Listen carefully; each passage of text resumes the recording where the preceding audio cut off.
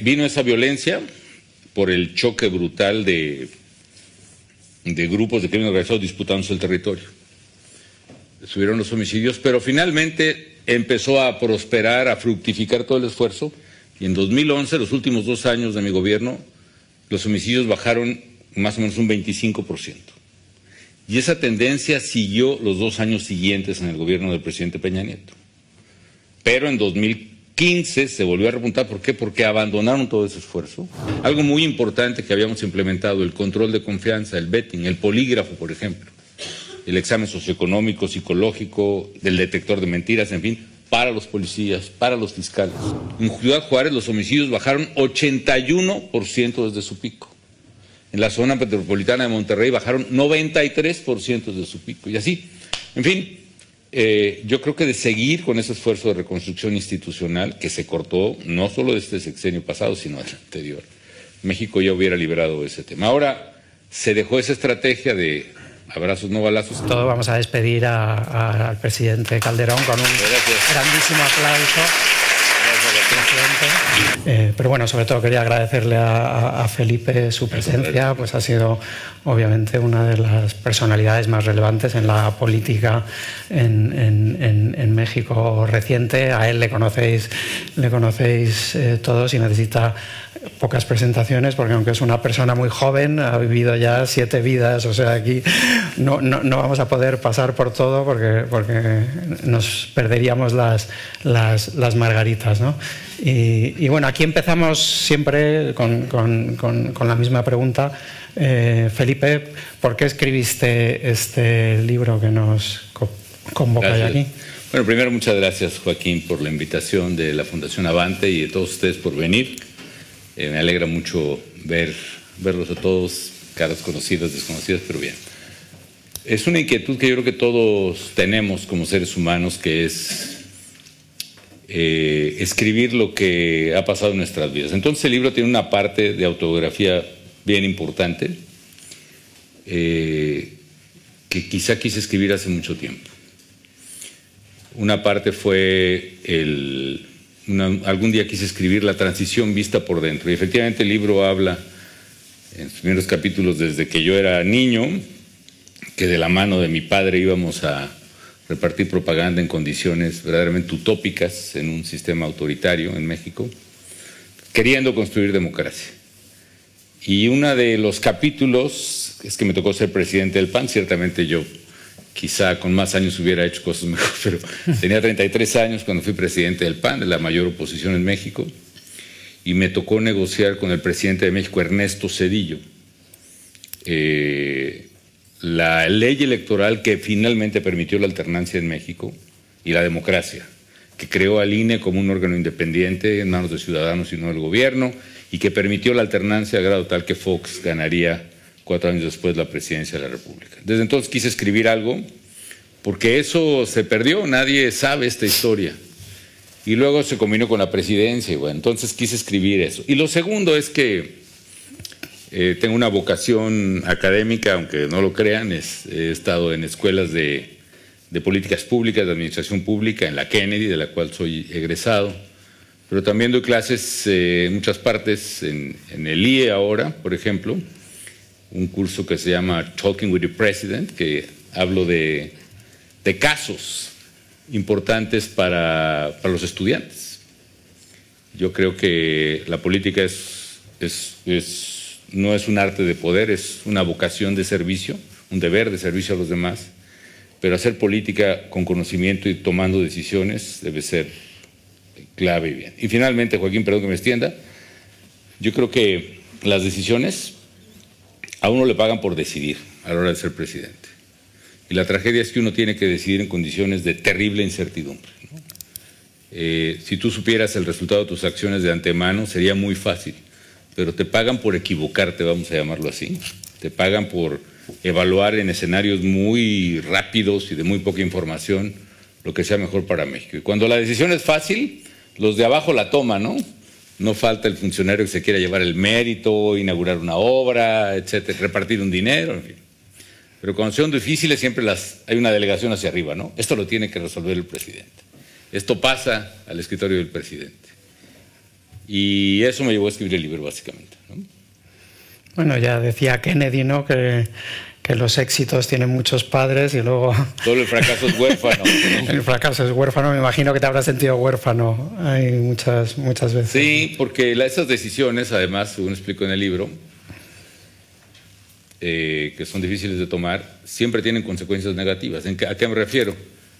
Que las decisiones que son entre algo bueno y uno malo son muy fáciles de tomar, son evidentes.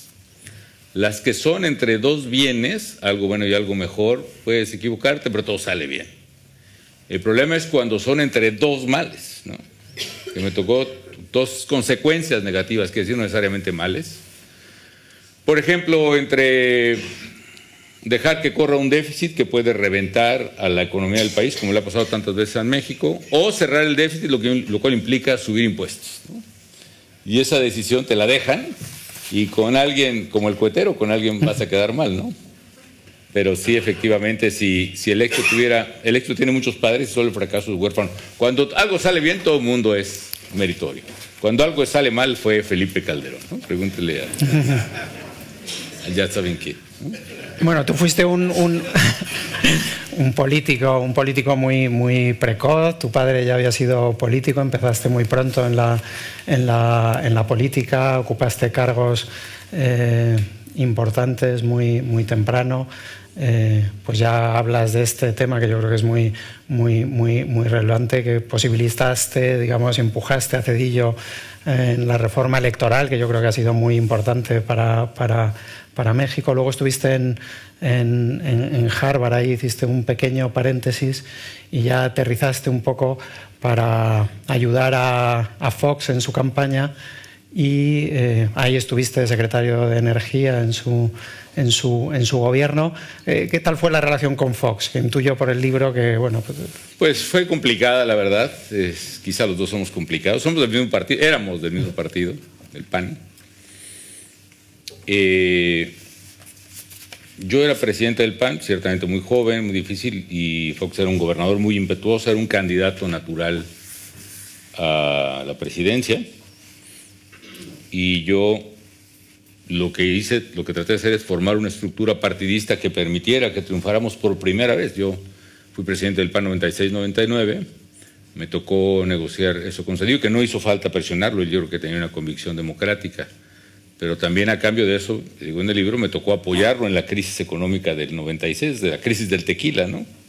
Que entre otras cosas tenía ahí un bailout del sistema financiero y bancario terrible, que fue un sapo durísimo.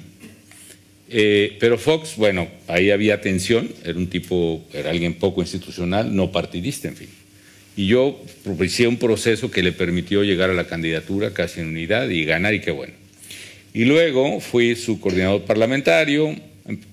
Él quizá no creía mucho en el Congreso, allá tenemos un sistema muy independiente en los partidos, quizá demasiado. Y bueno, fue una relación tensa, tan tensa que hubo un momento en que, siendo yo secretario de Energía, que él tenía un candidato pues favorito a la presidencia a sucederlo, un compañero mío organizó un evento, ya lo verán ustedes en el libro, si les puede interesar, y recibí un regaño público muy fuerte de Fox, muy injusto a mi manera de ver, y como le digo en una carta que también publico, se me hacía inaceptable, entonces le renuncié a la Secretaría de Energía, cosa que no había pasado en México en décadas, de que un secretario le renuncie al presidente públicamente, y empecé mi propia campaña sin ser el favorito y siendo un poco marginado, ¿no? Entonces, bueno, la relación fue complicada, pero luego ya me tocó ser underdog, me tocó ganar la candidatura, iba como 18 puntos atrás de López Obrador en 2006, y bueno, el resto también se narra ahí en el libro, ¿no? Pero sí fue una relación difícil que la compusimos al final y tuvimos una buena relación, que también por eso ganamos, ¿no? Ahí comentas que empezaste esa campaña sin ser el favorito. Ahora que están muy de moda los debates, probablemente lo que te permitió ganar las encuestas fue un debate, y finalmente ganas por los pelos. Sí, bueno, sí iba muy atrás, pero la verdad es que me ayudó mucho el haber ganado sorpresivamente en la interna del PAN. Un partido que era muy democrático, hubo elecciones primarias, yo no era el favorito, Pero por alguna razón, como había dedicado mi vida a la construcción del PAN, de la mano de mi papá, como les digo, pues me conocían en los comités, ¿no? Me sabía todas las oficinas del país, los pueblitos, las puertas, y eso me ayudó a ganar sorpresivamente, y eso me ayudó a subir un poco en las encuestas. Luego la campaña inició mal, tuve que reconocer que estaba mal hecha, rearmamos todo, empezamos. Pero sí hubo un debate crucial. Me llevaba tanta ventaja López Obrador, no recuerdo si eran 12 puntos, 13, que en el primero de los debates presidenciales él decidió no ir al debate. No sé si le suene familiar a los españoles. Y me fue muy bien a mí me encantan los debates, siempre me he divertido mucho, los preparo mucho, en fin. Y al día siguiente del debate, al que no fue Andrés Manuel, yo iba 3 puntos de arriba en las encuestas. Y lo demás, bueno, siguieron las cosas muy duras, pero finalmente gané, con un margen muy cerrado, pero gané esa elección del 2006, ¿no? Ganaste, pero luego, pues AMLO, probablemente los españoles que estéis aquí, pues no os acordáis, seguramente los mexicanos sí. AMLO no reconoce esa elección, bloquea el Congreso. En México hay un artículo constitucional según el cual para el presidente electo tiene que jurar el cargo dentro del Palacio de San Lázaro, que es el Congreso, y no era tarea fácil llegar ahí. Y si no puedes acceder ahí, pues al final el Congreso acabaría eligiendo otro. Sí, así es. Era una discusión. Ya no está, y qué bueno, pero era así más o menos. Si el presidente electo no se presenta al recinto del Congreso físicamente, el Congreso en esa misma sesión debe llamar a un sucesor. Así. Entonces la apuesta de López Obrador fue bloquear las calles de la Ciudad de México para impedirnos llegar al Congreso, y luego sus propios diputados y senadores tomar la tribuna del Congreso para impedirme entrar. De hecho, el día de la toma de posesión pusieron cadenas por dentro del Congreso para impedir que entráramos, ¿no? Ahí narro un poco en el libro cómo pasaron las cosas, ¿no? Pero bueno, haciendo, ¿cómo se llama? Spoiler aquí. Resulta que por la parte de fuera yo le dije a Fox, oye, yo necesito llegar al Congreso. Me dijo, no, yo no me quiero meter en líos con la gente, yo no voy a usar la fuerza pública, yo ya voy a terminar. Le digo, yo necesito llegar, ayúdame a llegar. Ya no me ayudes a estar adentro, déjame llegar al edificio. Entonces me dijo que no, que entonces yo le dije, bueno, dame la responsabilidad histórica a mí, dame la fuerza pública, yo asumo las consecuencias de lo que pase. Entonces por eso hicimos una ceremonia en la víspera a medianoche, me entregó simbólicamente, porque dice la Constitución que el presidente inicia su encargo el 1 de diciembre, no dice a qué horas, pero bueno, a 0 horas yo tomé posesión y formalmente juramenté, digamos, a los secretarios, a los ministros de Seguridad, de Defensa, de Marina, del Interior y al fiscal, al procurador. Y su misión era hacer un plan para llevarme a San Lázaro. Y luego en San Lázaro, resulta que todo estaba bloqueado, pero cuando yo era joven, que había sido un diputado muy inquieto, para que yo no me subiera a todos los debates que se me daban la gana, me pusieron lo que se llama la periquera, en el de vicepresidente. Pero además, como al presidente no le interesaba mucho la vida parlamentaria, yo tomaba las notas, la lista de los oradores, me tenía muy ocupado. Pero cuando el presidente Salinas metió unas reformas importantes y creyeron que el presidente en funciones no iba a poder dirigir los debates, me piden que yo dirija los debates, me sabía el reglamento parlamentario al revés y al derecho, la verdad, me divertía mucho. Y ahí, dirigiendo esos debates, conocí la oficina del presidente de la Cámara. Y la oficina del presidente de la Cámara pues, era enorme, ahí atrás del presidium. Tenía comedor, recámara, baño, sala de junta, sala de descanso, en fin, era todo un piso, como se dice aquí, enorme. Pero en una de las paredes tenía una mampara, lo que sea, que le pegabas, o la empujabas y se abría, ¿no? Mara, ¿qué es esto, no? La puerta.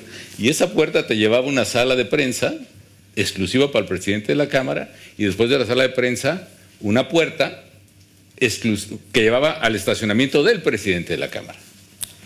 Entonces a mí me maravilló, fui presidente un mes por esa reforma, pues digo, ¿qué es esto? Es como las películas, ¿no? Entonces cuando yo vi que la la bancada de Andrés Manuel impidió a Fox entregar el informe de gobierno en septiembre, le dije a quien era ya el encargado de mi custodia: oiga, coronel, le voy a encargar que tome el control de una puerta que está en el... No se preocupe, presidente electo, por sistema básico de operación, 5 días antes de la ceremonia, el Estado Mayor se pone de acuerdo con la Cámara y no me está entendiendo. Vaya hoy a tomar control de esa puerta. Y desde entonces hubo como decimos nosotros, un lavacoches y un afanador del Estado Mayor cuidando la puerta. Y yo entré por esa puerta. Y juramenté enfrente de ahora Su Majestad Felipe VI, que entonces fue en su carácter de príncipe de Asturias, a la toma de posesión. Un caos ese día. Que sí consiguió llegar él, a pesar de las dificultades. Yo sí le invité, no como ahora. ¿No?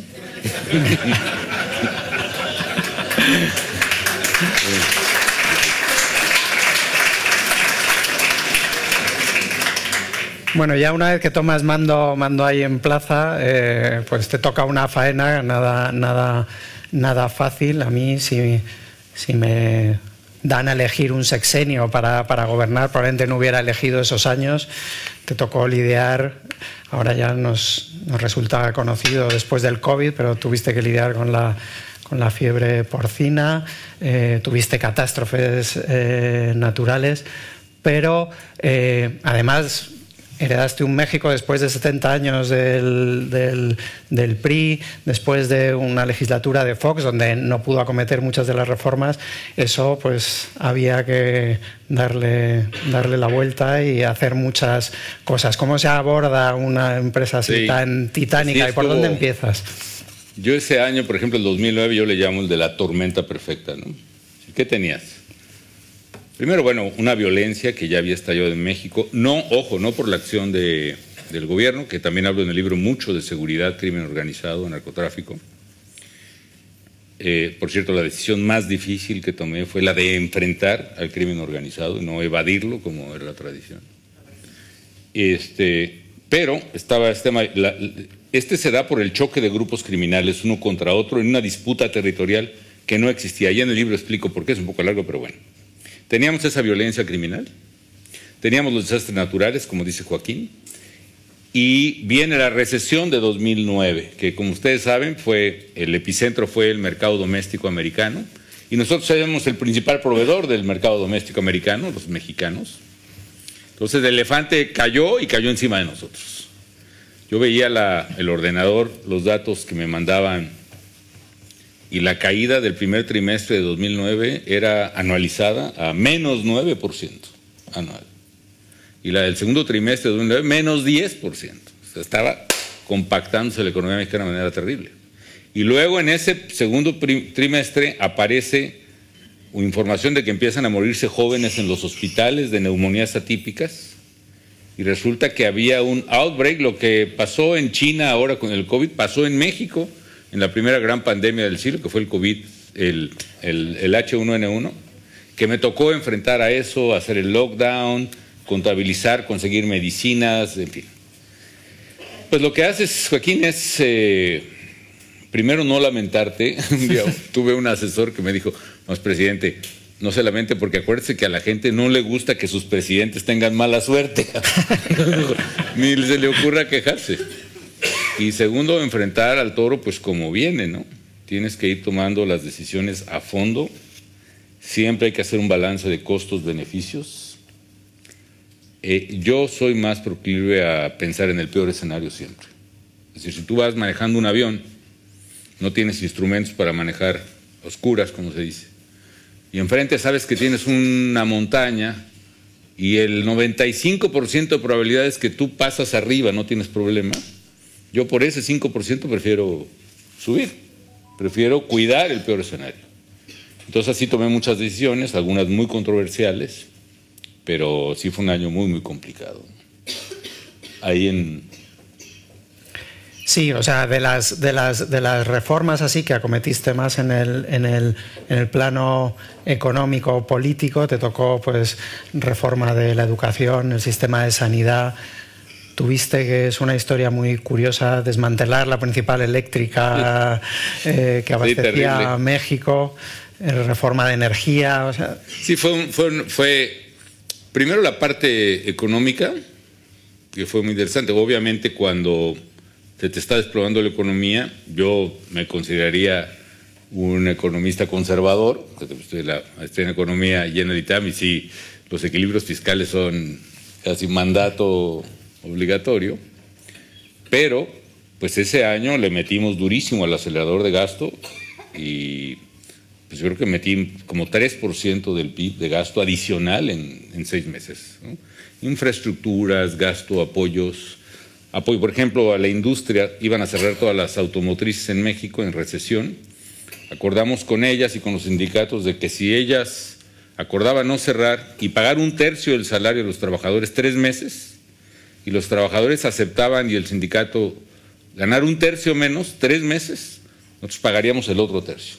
Y así mantuvimos vivos más de 500,000 de empleos formales. Ya luego se recuperó la economía, ¿no? En fin, pero ya que se fue recuperando, había que cerrar el déficit. Y una cosa que había enorme, pues son estos elefantes que son las empresas burocráticas del populismo, ¿no? Las empresas del gobierno. Estaba Luz y Fuerza del Centro, que también lo narro en el libro.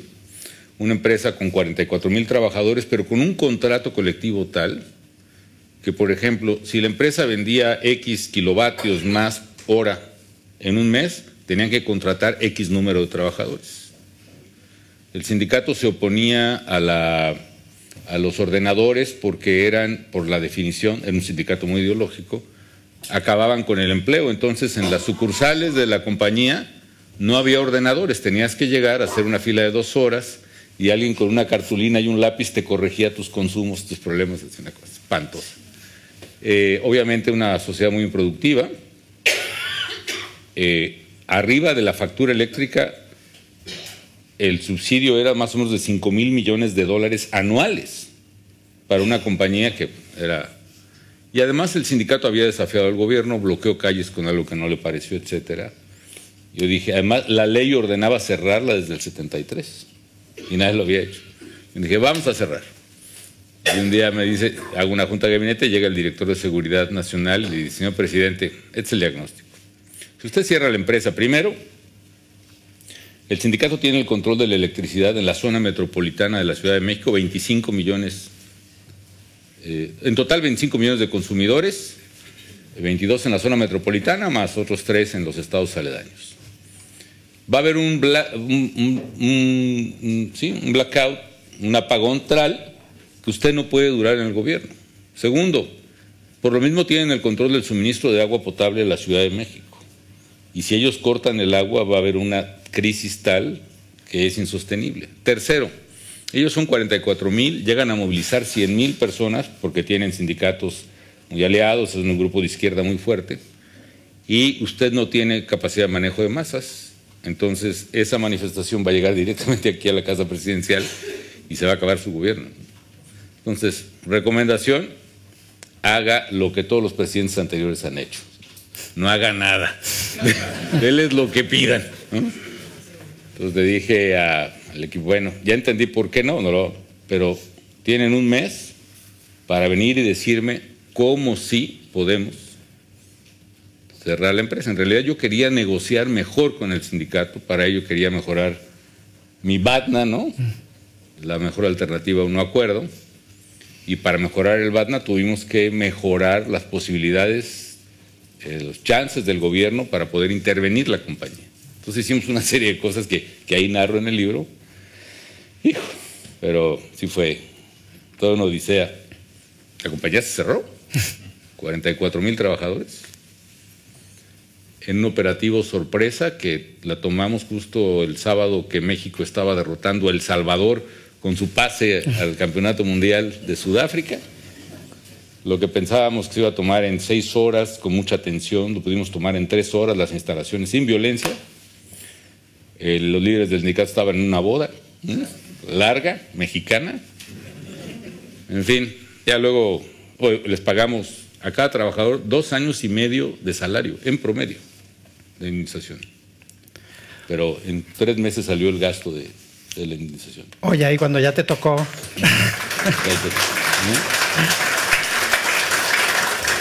Cuando te tocó empezar a echar el freno con el gasto público en la crisis de Lehman, pues coincidiste con Zapatero en Pittsburgh, en un G20 que organizaba Obama, y bueno, pues narras que todavía en España estábamos un poco a verlas venir, ¿no?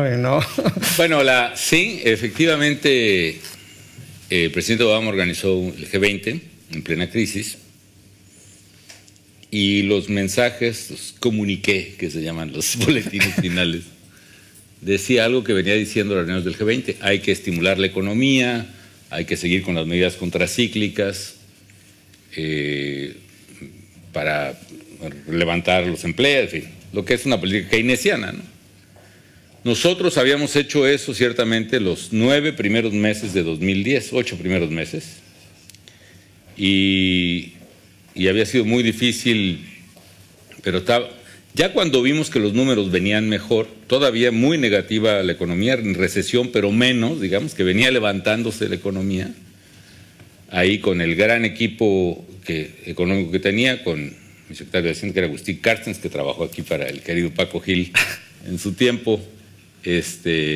Agustín, pues, un gran economista, es subdirector del Fondo Monetario, ahora es director del Banco Internacional de Pagos en Basilea, en fin. Guillermo Ortiz, que estaba en el Banco de México, también otro gran economista. En fin, pues decían: oiga, presidente, si dejamos ir el déficit, no vamos a poder cerrarlo. Entonces, pues hay que tomar medidas drásticas.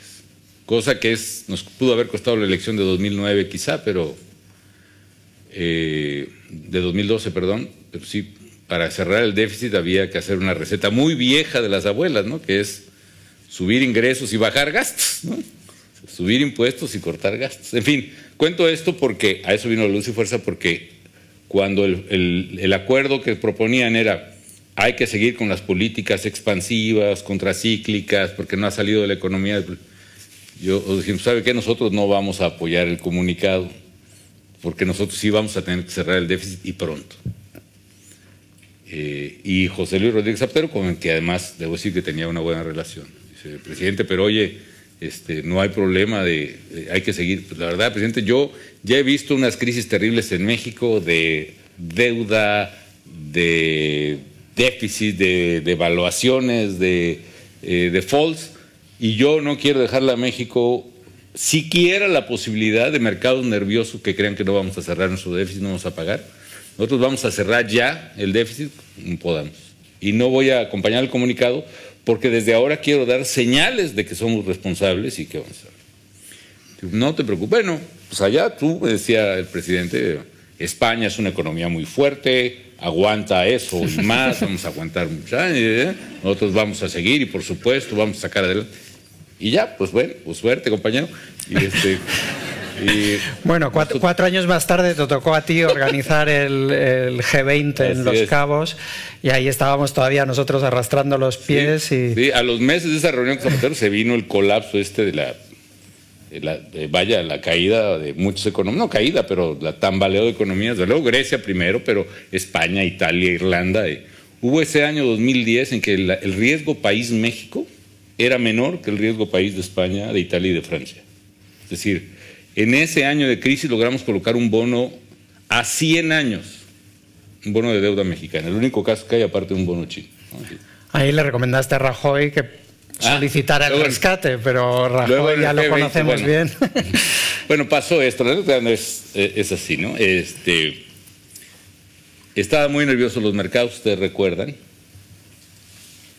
y estaban pidiendo tasas muy altas para la recolocación de deuda española, francesa, italiana, era un caos. Yo no sé cuál sería la tasa de interés en aquel, no recuerdo si 700 puntos base, una cosa así, digo 7, 8%, ¿no? Muy alto para una economía de estos, pero además ponía a todos los mercados nerviosos. Nos toca organizar el G20, ya Agustín se reunía previamente con los ministros de finanzas de todo el G20 durante todo ese año, ya venía un paquete muy armado. Pero el elefante en la sala es qué vamos a hacer para acabar con la volatilidad de España, de Italia, ¿no? De España. Y nosotros teníamos muy claro que era distinto el caso. Grecia tenía un problema de solvencia. Grecia no podía pagar, o sea, iba a ser brutal el ajuste real. España tenía un problema más que de solvencia, de liquidez. Tenía mercados muy nerviosos y pidiendo tasas muy altas. Si la deuda era 1%, 100% del PIB, no era eso, pero déjeme decirle esa cifra, pues cada 1%, 100 puntos base que subía la tasa de mercado, implicaba que el gobierno español ajustara el gasto público del PIB, ¿no? Yo creo que al pobre Rajoy cerrando clínicas y protestas en la calle por el gasto en salud. Entonces la idea de Agustín y antes era, pues, ¿por qué se empezó a hablar en todos los mercados de la bazuca, ¿no? La bazuca era, pues hay que conseguir un aval enorme o alguien que tenga dinero y lo preste, y que suavice los mercados, las tasas de interés, tranquilice los mercados, y eso va a ayudar a todo el mundo, un círculo virtuoso que había que arrancar. Se hablaba de que el banco alemán podría ser el prestador, el Banco Central Europeo, con el apoyo de los alemanes. Incluso Agustín, con su experiencia en el fondo, pues el Fondo Monetario pues tiene socios entre los que le pueden meter, y entonces se empezó a politizar el tema en España. Se habló del rescate como una cosa amenazadora, pero bueno, si la nota con Rajoy es que platicamos el tema y, oye, Mariano, podemos acordar aquí en el G20 buscar una salida de que España pueda tranquilizar los mercados, renegociar deuda rápido, con un apoyo muy fuerte, pidiéndose a los alemanes o al Fondo Monetario, pues aquí va a estar Obama y todo. Y dijo Rajoy, no podemos pedir dinero a los alemanes, ni. ¿Por qué no? Es que si yo pido dinero a los alemanes o al Fondo Monetario, van a pensar que España tiene problemas financieros muy serios. Bueno, pues yo creo que todos sabemos que tienen problemas financieros muy serios. Y bueno, ya, creo que Rajoy fue muy valiente, se sostuvo, no pidió el apoyo. En mi opinión, creo que muy valiente, pero pues sí fueron 2 años duros para la economía española, ¿no? Oye, creo que se pudieron evitar. Todos estos problemas al final son minúsculos comparados con el gran problema de México que has mencionado antes, que es la inseguridad, el narcotráfico, la violencia.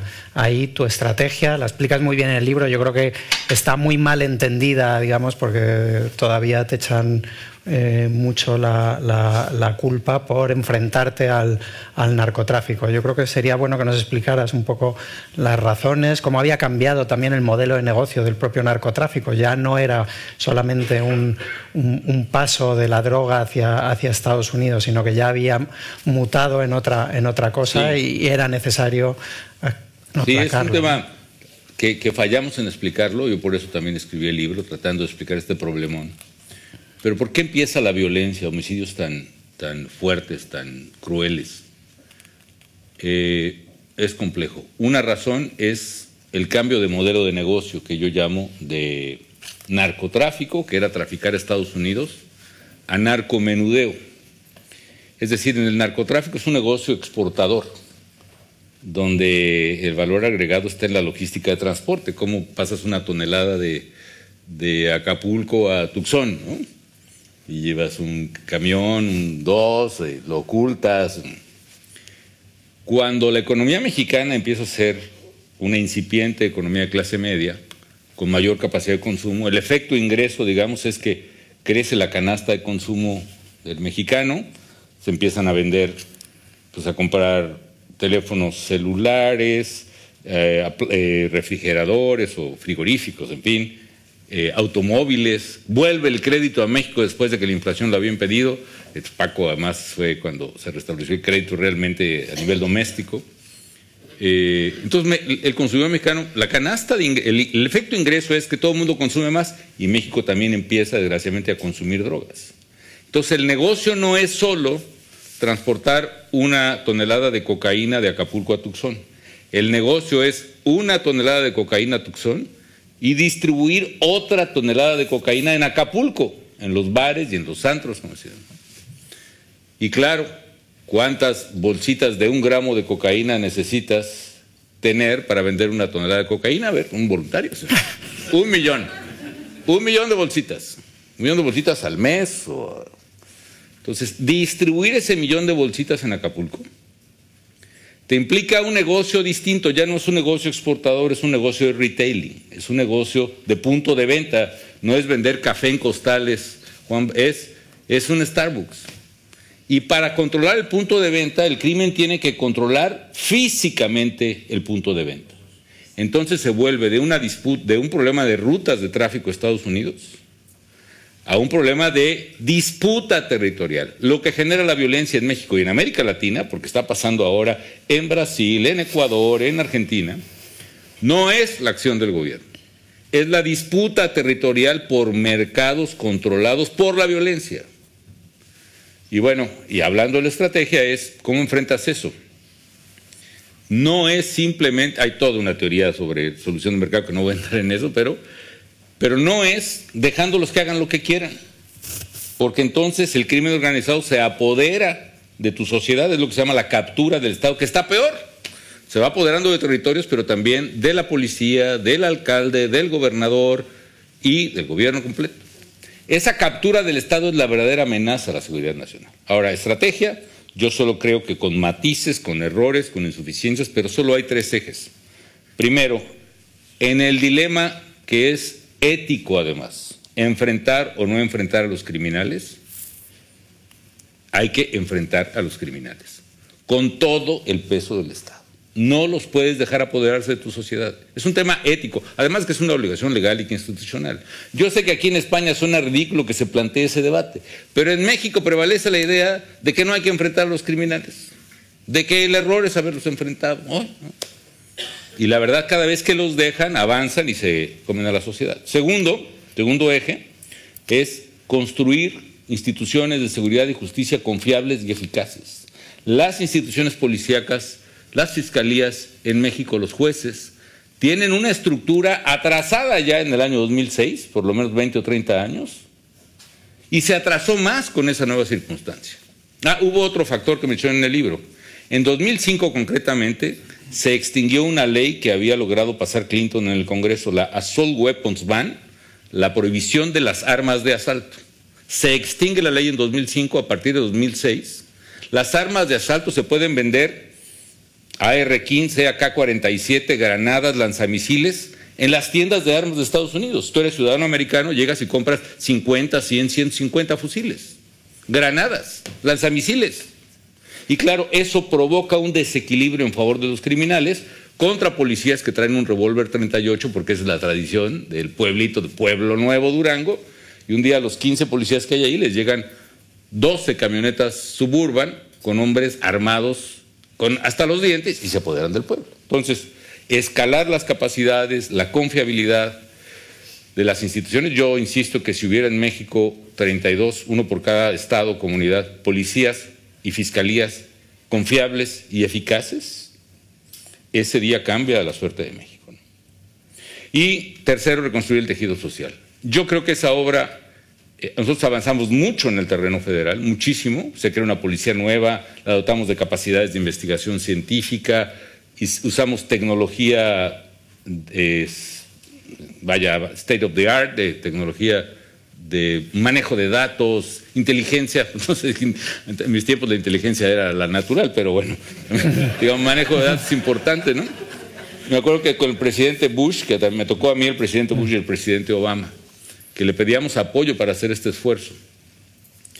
Yo tenía peor inglés del que ahora tengo y el presidente Bush habla un inglés tejano que es muy difícil de entender, pero no hallaba cómo explicar, necesitamos apoyo para esto.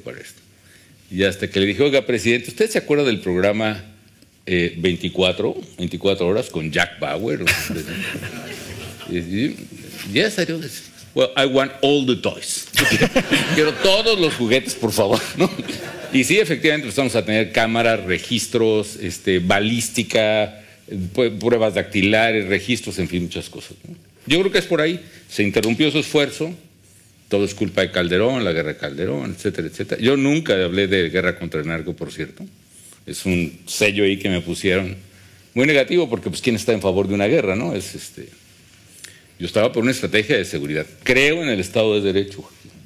Estoy convencido del Estado de Derecho. Robert Barro hizo un ensayo que demostró que la variable que más determina el crecimiento en las economías en el siglo XX fue el rule of law, el enforcement. No es algo que hacen también Acemoglu y Robinson ahora los premios Nobel. Sí, que le acaban de dar el premio Nobel. Luego... Ellos dicen, las instituciones que, digamos, son incluyentes, y son incluyentes las que respetan la propiedad, la libertad, el derecho, porque eso hace que el que trabaja sea premiado, el que ahorra sea premiado, y el que se friega a los demás, el que daña a los demás, que son los sindicatos abusivos, las burocracias elefantiásicas, el crimen organizado, etcétera. Las sociedades donde prevalecen estas instituciones extractivas fracasan, y las que tienen rule of law, libertad, etcétera, prosperan. Es básicamente yo creo en eso. En fin, ahí viene en el libro una parte de eso. Bueno, el último gobierno, la estrategia que se siguió fue más bien la de menos balazos y más abrazos. Hoy, curiosamente, es el 5º aniversario del Culiacanazo, que fue la liberación. O sea, yo seguro que esto te lo sabes tú mejor que yo. Se había capturado al hijo del Chapo Guzmán, y lo tuvieron que acabar soltando porque llegó una armada ahí a liberarlo, y el Estado tuvo que ceder ante este hecho, ¿no? Y bueno, yo creo que con las políticas que tú implementaste en la última fase de tu mandato, pues las estadísticas empezaban sí. a mejorar. Hoy son N veces lo que fueron. Terrible. Efectivamente, bueno, un poco los resultados que tampoco supimos cantarlos, digámoslo así. Vino esa violencia por el choque brutal de grupos de crimen organizado disputándose el territorio. Subieron los homicidios, pero finalmente empezó a prosperar, a fructificar todo el esfuerzo, y en 2011, los últimos 2 años de mi gobierno, los homicidios bajaron más o menos un 25%. Y esa tendencia siguió los 2 años siguientes en el gobierno del presidente Peña Nieto. Pero en 2015 se volvió a repuntar. ¿Por qué? Porque abandonaron todo ese esfuerzo, cerraron la Secretaría de Seguridad Pública, le bajaron el presupuesto a las policías. Algo muy importante que habíamos implementado, el control de confianza, el vetting, el polígrafo, por ejemplo, el examen socioeconómico, psicológico, del detector de mentiras, en fin, para los policías, para los fiscales. No es exacto, tiene falibilidad, sí, pero tiene una probabilidad muy importante de darte confianza. Lo quitaron también, entonces los homicidios repuntaron. Juárez, por ejemplo, ustedes han oído Ciudad Juárez, la ciudad más peligrosa del mundo, que sí se consideró en su momento. Hicimos una estrategia que se llamó Todos Somos Juárez, gobierno local, gobierno federal, gobierno municipal, sociedad civil. Yo fui un día que mataron los muchachos en un barrio, fui a dar la cara, a pedirles disculpas a los padres, pedirles perdón, a hablar con ellos, a hablar con la comunidad abiertamente, un foro, vaya, un auditorio de unas 1000 personas. Me gritaron ahí mucha gente enfrente, aguantamos ahí a pie firme, iba Margarita y yo, y a partir de eso empezamos a hacer una estrategia con la sociedad civil. Había un comité de denuncia ciudadana, otro para tratar la extorsión, otro para tratar las armas, los vehículos sin registro, los vehículos chocolates, en fin, la gente empezó a participar, se empezaron a alinear las cosas. Resultado, en Ciudad Juárez los homicidios bajaron 81% desde su pico. En la zona metropolitana de Monterrey bajaron 93% desde su pico, y así. En fin, yo creo que de seguir con ese esfuerzo de reconstrucción institucional que se cortó no solo de este sexenio pasado, sino del anterior, México ya hubiera liberado ese tema. Ahora se dejó esa estrategia de abrazos no balazos, que es seguir la tesis de que mejor no te metes con ellos y déjalos y se arreglan, pues fueron apoderándose de pueblos y ciudades, ¿no? Hay un crimen horrible que ocurrió la semana pasada, que, en fin, no lo voy a narrar la forma, pero un joven alcalde que tenía seis días en el cargo fue asesinado de manera horripilante, horripilante. No era un pueblo remoto perdido en la montaña, era la capital del estado de Guerrero, donde está Acapulco. ¿Dónde estaba su policía municipal? ¿Dónde estaba la policía y la fiscalía del estado? Porque los poderes públicos están asentados en esa ciudad. Amaneció su cadáver desmembrado y lo encontró alguien ahí de la colonia, al alcalde. En fin, hay un problema muy grave en México ahora, Y yo espero que la nueva presidenta pueda convocar a una política de Estado que una a los mexicanos contra el verdadero enemigo de México, que es el crimen organizado. Muy duro hablar para mí este tema, pero pues así están las cosas, ¿no? Bueno, en el 18, por irnos un poco antes, gana AMLO, esta vez sí, con una mayoría muy grande las elecciones. Yo creo que hace un primer discurso que parece dar algún atisbo de esperanza.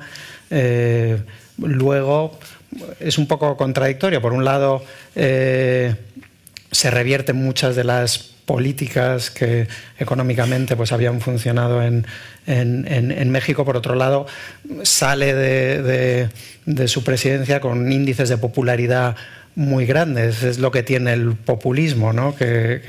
¿Cómo valorarías tú este mandato? Hemos vuelto al PRI ese de esos años, pero con distinto nombre. Sí, pero un poquito recargado por este tema de crimen organizado que te digo, que era un factor que no estaba tan presente antes, ni tan asociado al poder político. Y dos, a final de este sexenio que acaba de terminar, ha habido problemas muy graves de ruptura institucional, ¿no? Uno es la reforma judicial que se hizo en septiembre, el mes pasado, que básicamente lo que resistía al poder era la Suprema Corte de Justicia.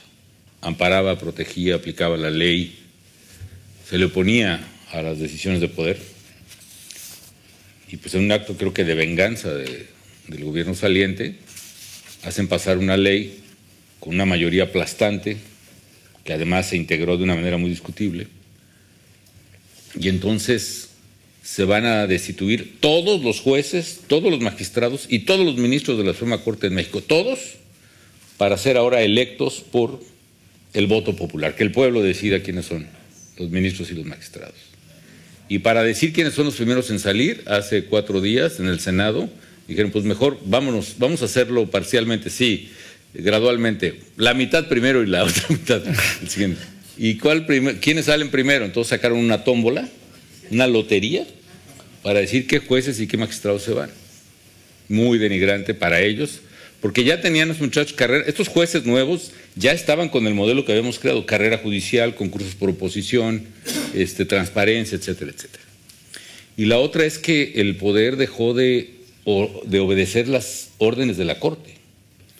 Entonces, hay una serie de lo que se llaman suspensiones, que es el procedimiento mediante el cual un juez te puede ordenar o tu autoridad suspende lo que estás haciendo en lo que resuelve el fondo, que se dictaron en varios temas y que hoy ya son absolutamente ignorados, lo cual eso es el saldo que yo creo que más preocupante, más dramático hoy de México. Y eso, aparte de otras reformas, se acaba de aprobar también de que las empresas del Estado, las que quedaron, porque quedó Pemex y quedó CFE, tienen que tener a fuerzas mayoría de capital y de inversión y de generación eléctrica, lo cual va a generar cuellos terribles. Eso va directamente contra el Tratado de Libre Comercio, varias cosas que les narro. Es probable que en la renegociación de 2025 gane quien gane, Trump o Kamala Harris, se vaya a romper el tratado. Y México exporta a Estados Unidos 1.500 millones de dólares diarios, lo cual implica, en fin, no sé si era tu pregunta, Joaquín, pero me ganó. Muy interesante en cualquier caso. Oye, en algún momento aquí tuvimos la esperanza de que Xóchitl podía ganar las elecciones, luego pues Claudia acabó ganando por bastante ventaja, que luego se tradujo en muchísimos votos en el Parlamento. El Senado, yo creo que pues ahí hicieron una maniobra un poco al límite. Pero yo quería preguntarte, ella aparentemente pues es una persona instruida.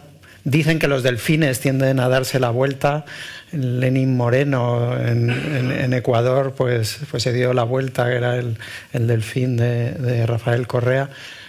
¿Tú le das alguna esperanza a que Claudia se dé la vuelta? Pues siempre hay que decir el beneficio de la duda. Yo creo que habemos muchos mexicanos que queremos creer eso, queremos creer. Me preocupan algunas cosas. Una es que López Obrador dejó, como decía aquí, Franco, ¿no?, atado y bien atado el poder. Si la mayoría legislativa, tanto en el Senado como en la Cámara, es de él, no obedecen tanto a Claudia Sheinbaum. Como fue una transición relativamente larga y él estuvo presente en toda la transición, los cargos del gabinete que se iban anunciando estuvieron prácticamente negociados y claramente hay imposiciones de él en el gabinete, incluyendo en la propia oficina de la Presidencia de la República. O sea, gente que está literalmente todo el día ahí metida. Y la última, el control del partido de Morena, que López Obrador, antes de irse, la semana antes de irse, organiza elecciones dentro del partido para que quede alguien de él. Y todavía desconfiando un poco de quién quede, 2 días antes de esa elección de dirigente, pone a su propio hijo como secretario de organización del partido. Es un partido, una maquinaria de poder brutal, que yo creo que le obedece a López Obrador y no a Claudia Sheinbaum, ¿no? Un Congreso que le obedece a ella. Y un electorado y una base con otra figura que también dejó López Obrador, muy de los populismos latinoamericanos, que cada 2 años tiene que haber una revocación de mandato, un referendo, ¿no?, a votación si se queda o se va el presidente. Entonces la posibilidad de quitarla o dejarla pues va a ser muy de él, ¿no? Aún así yo espero que la presidenta entienda la gravedad de los problemas del país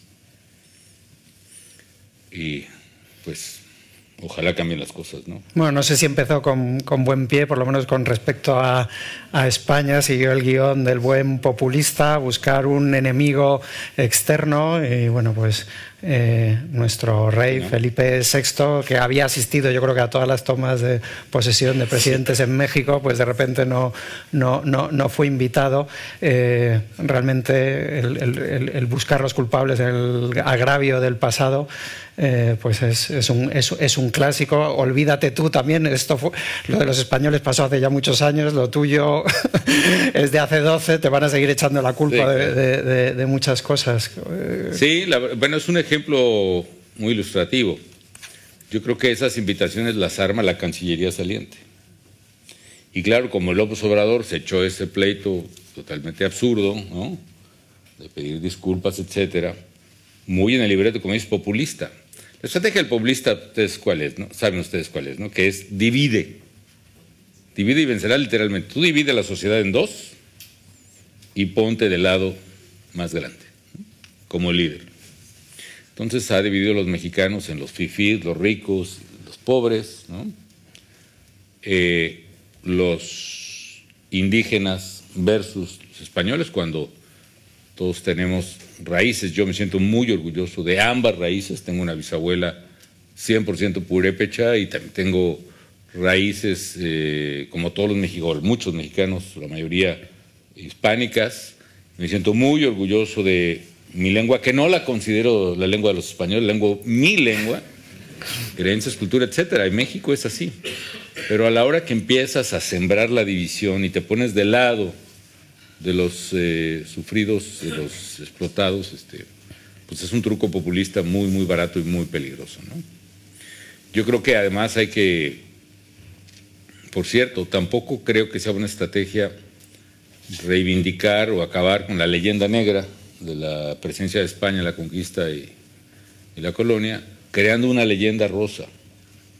Es decir, el otro día vi un cartel aquí en Madrid, ¿no? No eran asesinos ni violadores, eran santos y pues tampoco, ¿no?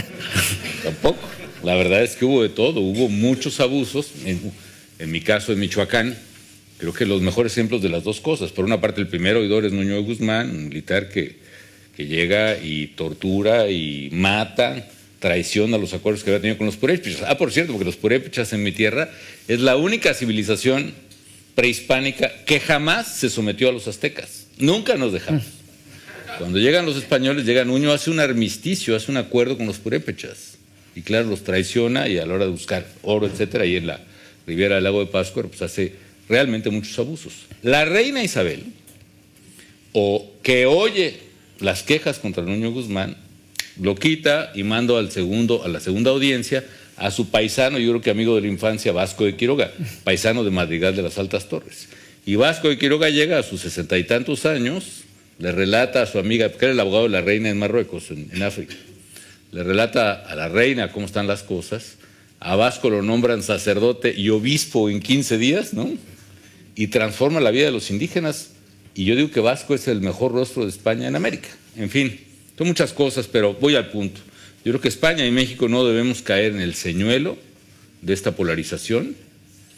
No debemos, es también cuando un niño te hace un, como dicen, una pataleta, un berrinche, ¿no? A veces lo peor es hacerle caso. Pues vas y sigues como si nada y a Claudia Sheinbaum le dejan heredado ese problema y es tal su dependencia que sigue el libreto de exigir una disculpa, etcétera, etcétera. Oye, ya nosotros ahora somos lo único que separamos a toda esta gente de unas margaritas, con lo cual hay que ir cerrando. Yo quería hacerte una última pregunta, porque los españoles somos muy tendentes también a flagelarnos y siempre decimos aquí que esto va camino de Venezuela o va camino de México en cuanto a deterioro de las instituciones. ¿Cómo ves tú España? Curiosamente, nosotros que llevamos años pensando en la expansión internacional, nunca habíamos esperado que la mejor oficina para atender al público de Latinoamérica estuviese aquí en la Puerta de Alcalá. O sea que, ¿cómo ves España? ¿Piensas que vamos en esa deriva o todavía estamos hablando de órdenes de magnitud distintas? Es un tema de órdenes de magnitud, creo que muy bien dicho, Joaquín. Es decir, nosotros los mexicanos cuando oímos que es que en España estamos igual, no están igual.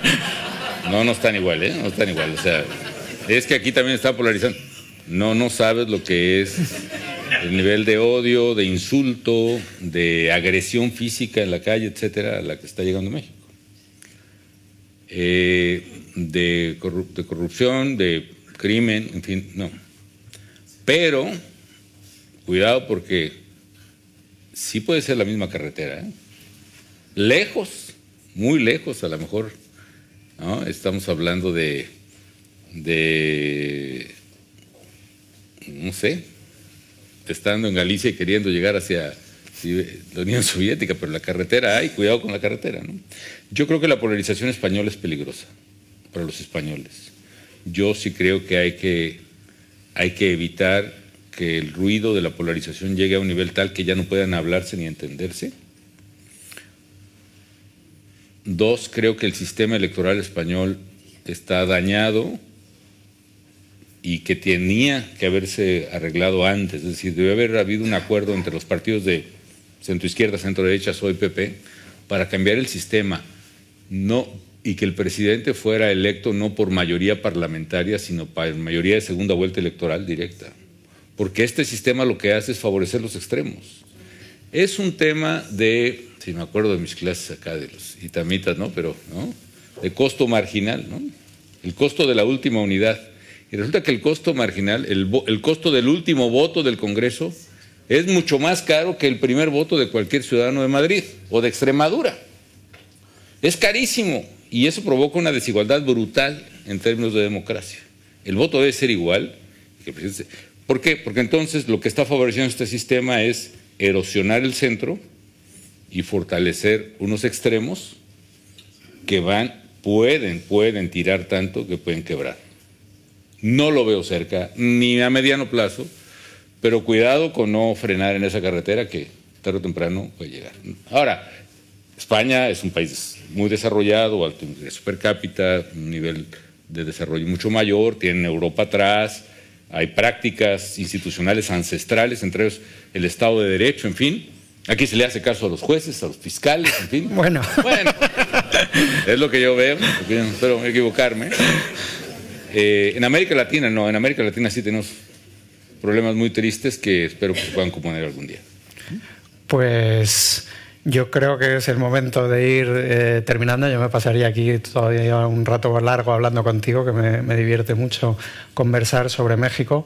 Solamente desear, porque yo creo que la oportunidad económica de México ahora en el sitio donde está, con la demografía que tiene, con la relocalización de todas las industrias cerca de Estados Unidos, tendría una oportunidad gigante de progresar económicamente. Vamos a desearle a la presidenta que, bueno, que esté... Sí, ojalá lo vean allá. Pero mira, uno en términos de nearshoring, que era la gran oportunidad del penalti que necesitábamos para empatar o para ganar, ¿no? Se nos está yendo. Hoy vi un índice de nearshoring, México ya está abajo del top 10, es decir, y la variable que más nos afecta de ese índice era el rule of law. Vaya, estamos en negativos muy fuertes, ¿no? Ojalá haya una rectificación por el bien de México. Y bueno, pues un poco es lo que expreso en el libro, ¿no? Hay muchas emociones, muchas decisiones difíciles, muchas historias, pero ojalá les pueda interesar, ¿no? Como decía Gadea, aquí el libro hemos tocado una pequeña parte, pero hay que comprarlo y sobre todo hay que leerlo, porque todo esto es muy importante si se quiere entender la historia reciente de México. Ahora ya por concluir, un tema de logística pura y dura. Vamos a salir por esta puerta que hay aquí, que nos lleva a un patio central con unos elevadores, dirían en México, unos ascensores, que nos llevan a la 8ª planta, y ahí pueden comprar el libro, Felipe se los puede firmar, tendremos un vino y unas margaritas. El que haya tenido un abrigo y lo haya dejado, que no se preocupe, que se lo suben y que luego lo puede recoger ahí. Y bueno, sobre todo vamos a despedir al presidente Calderón con un grandísimo aplauso. Gracias, presidente.